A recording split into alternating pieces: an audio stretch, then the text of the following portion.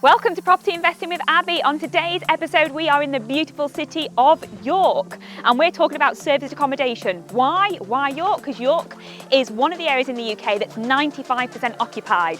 So join me where you find out 3 things what you need to know about serviced accommodation in York.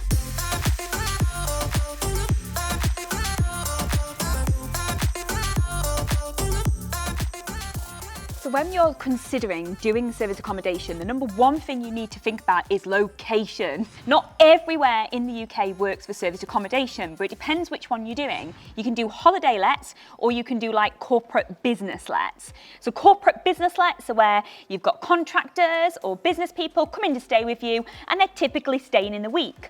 Holiday let, it's the vacation game. It's people come in to enjoy it, have a vacation, have a holiday. They come in for weekends, they come in for, weeks in the summer and getting away. So they're very different things. Now, why has York got the highest occupancy in the UK? Because it's a beautiful place. Lots of tourists like to come here and enjoy York all year round. In the winter, they've got lots of stuff going on in the city. In the summer, it is just beautiful with the river running through and the castle.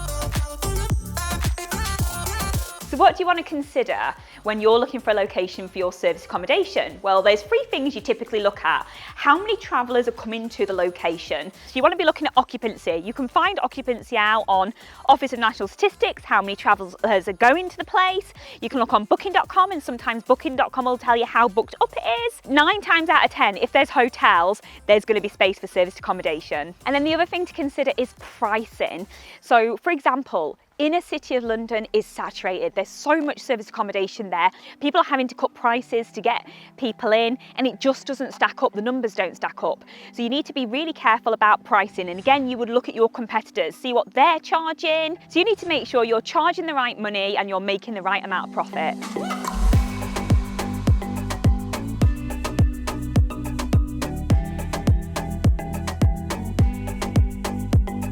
There's 2 ways to acquire property for serviced accommodation. You can do number 1, what's called rent to rent. This is very close to my heart because this is where I started. This is where you would go and rent a property from a landlord, not on a tenancy agreement because that's illegal. You need to understand how to do this properly, but you rent a property from a landlord and you put it on booking.com, Airbnb. So rent to rent is one, or second, just go and buy one that you can run. With serviced accommodation, you would normally decide who the travellers are coming. Have you got young couples coming every weekend? Well, then a 2-bed flat might be okay. Have you got families come in because it's a seaside or a holiday resort, and the families are going to want a lot of bedrooms? So the sweet spot seems to be from a 2-bed to a 4, 5, 6 bed. So I've got ones that are small and I've got ones that are big, but you need to think about that for your property. You need to make sure it looks amazing. And this doesn't have to be expensive, stuff like paneling, different colours, good wallpapers, curtains, and the furniture needs to be on point. With serviced accommodation, people like bathrooms, so make sure you don't buy a 4-bed house with 1 bathroom. I've seen that and that's a disaster. I wouldn't book it. If I'm going away with my children, I want more bathrooms, or if I'm taking my mum and dad away, again, you want more bathrooms. So really consider the house, the setup of it, make sure it's accessible and make sure it's got everything what your traveller is going to want. So the 3rd critical area you need for serviced accommodation is marketing. So you need to make sure you've got the right location, you've got the right property, you've done the right property in the right design, furniture, etc. Now it's down to marketing. So you want really, really good pictures. So you want a professional photographer in. Never ever skimp, don't try and take them yourself. You then want them on all the online travel agents. Booking.com pays a lot of money to rank in Google searches, Airbnb, Expedia. You want probably a Facebook page setting up and you just want to make sure everybody knows about it so people can book.